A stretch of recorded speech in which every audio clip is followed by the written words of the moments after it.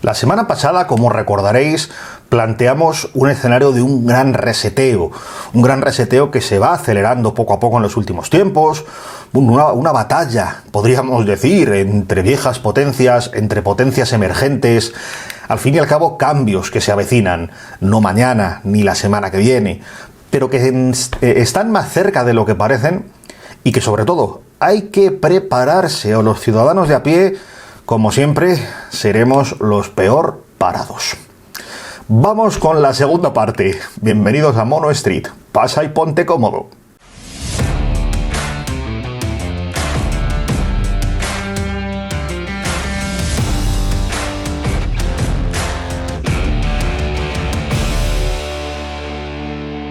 Bueno, después de explicaros en el anterior capítulo cómo la deuda pública está devastando poco a poco todo nuestro sistema económico, me permito añadir que incluso Nixon en el 71, cuando abandonó el patrón oro, cavó la tumba del sistema capitalista.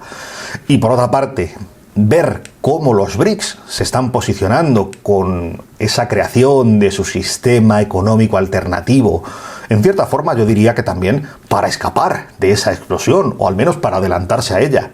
Bueno, pues hoy, en este capítulo, tenemos que echar un vistazo al otro bando.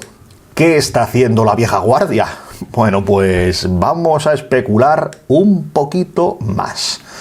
Bien, nos vamos a centrar en este caso en Europa, porque en Europa también estamos viendo movimientos que nos hacen indicar que ese gran cambio va a llegar antes o después. Y remarco, cuando hablo de antes o después, no digo que sea mañana, pasado ni el año que viene, pero démosle como muchísimo una década. En fin, en Europa parecen, en cierta forma, también querer retomar un poco ese patrón oro de 1971, aunque de una forma, bueno, mucho más maquillada, mucho más irreal, ya que, como os imaginaréis, con el nivel de deuda actual y con la cantidad de dinero que hay en circulación, es imposible retomarlo tal cual estaba en aquel momento. Es decir, es absolutamente imposible, como se hacía en aquel momento, permitir que la gente cambie sus dólares, o en este caso sus euros, por oro físico.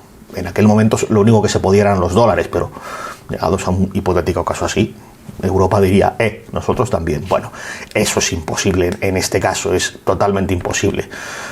Vamos, al menos creo que eso, personalmente, no lo vamos a volver a ver. Pero bueno, hay un dato que además ha pasado bastante desapercibido y para mí es muy relevante. El Banco Nacional de Austria, bueno, pues hace pocas semanas publicó, sin motivo alguno, simplemente soltó el dato que sus reservas de oro son equivalentes a su nivel de PIB, de su Producto Interior Bruto, de un 4%. ¿No os dice nada esto? Imagino que no, que solo soltado el dato así, no. Pero esperad, que todavía falta más.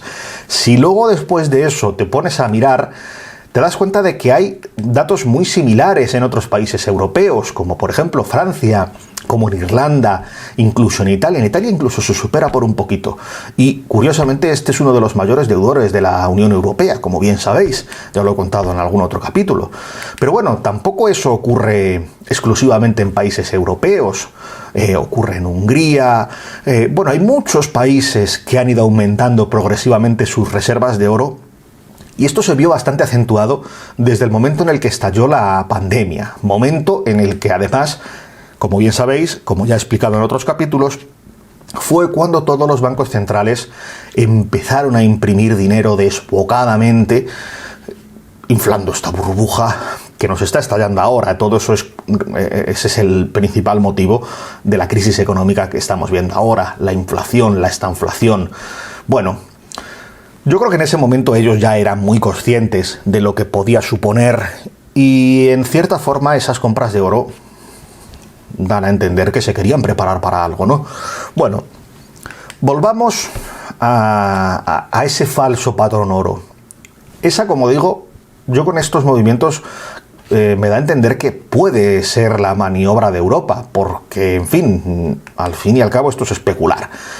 Pero especular en base a datos que vamos viendo. Y no creo personalmente, dejadme también vuestras opiniones, por supuestísimo, pero no creo que sea algo nada descabellado.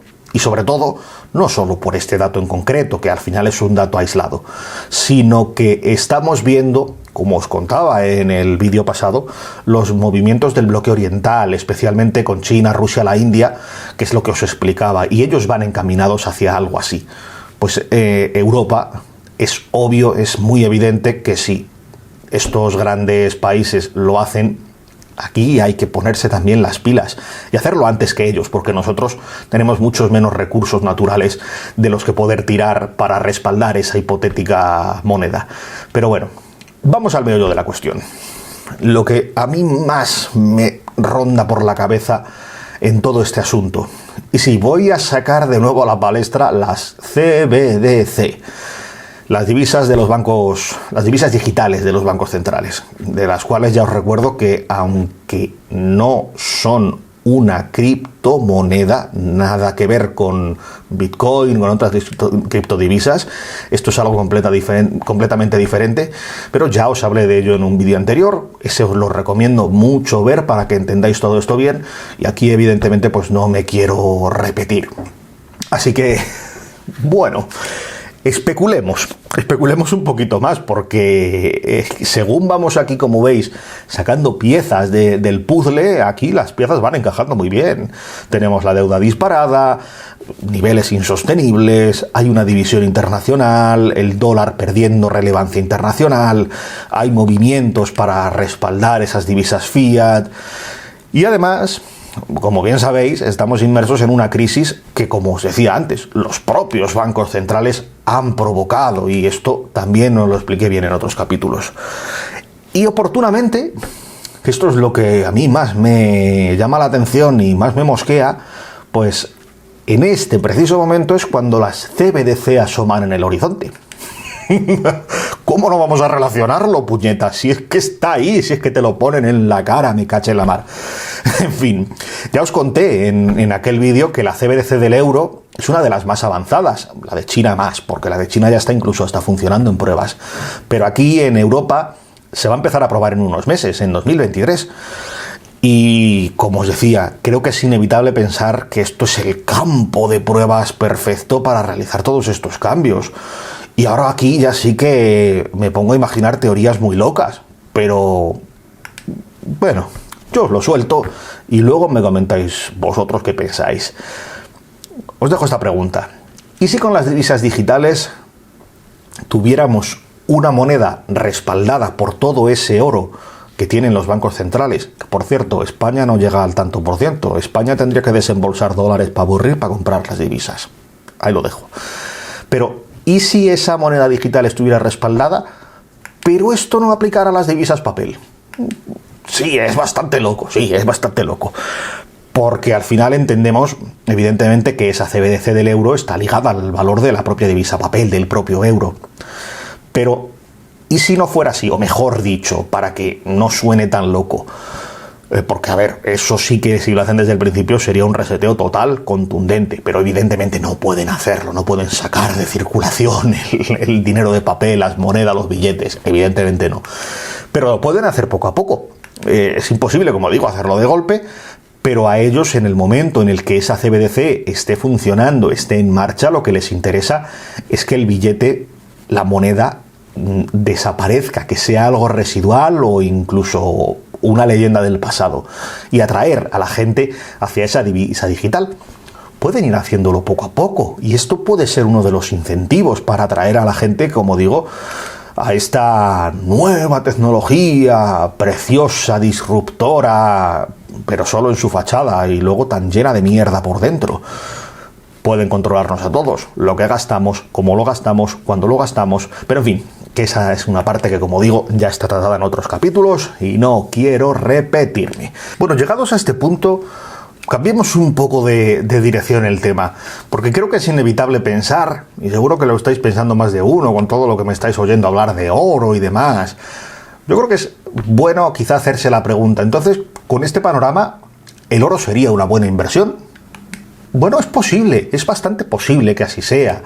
De hecho, se encuentran unos precios que no veíamos desde 2020. Pero eso sí, me refiero a oro físico, no hablo de comprarlo virtualmente, de CFDs, de oro tokenizado, de cualquier inversión que no sea física. Hablo de comprar tus gramos de oro, tus lingotes, el que se lo pueda permitir.